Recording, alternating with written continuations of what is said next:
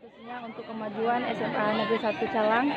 Bagaimana pendapat Ibu tentang kegiatan-kegiatan yang selama ini kita lakukan seperti solusi pula dan sosialisasi keselamatan lalu lintas? Program ini menurut kami sangat bermanfaat bagi siswa, dan terutama bagi anak-anak remaja ini yang menggunakan sepeda motor untuk ke sekolah. Nah, cuman Pak, mungkin sedikit bagi kami kendala, itu kesadarannya masih kurang anak-anak ini untuk menggunakan helm, terus untuk bawa kendaraannya dengan hati-hati itu agak sedikit kurang, sehingga masih ada anak-anak kami yang terjadi kecelakaan, terutama di jalan yang belakang.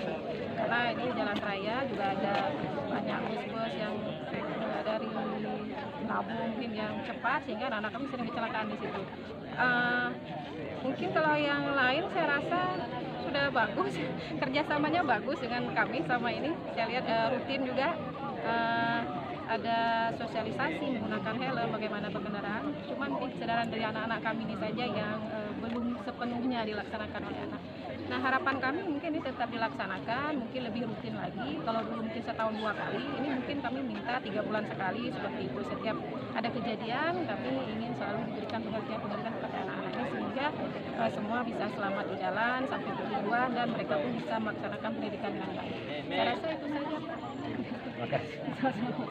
Terima kasih Ibu atas waktunya.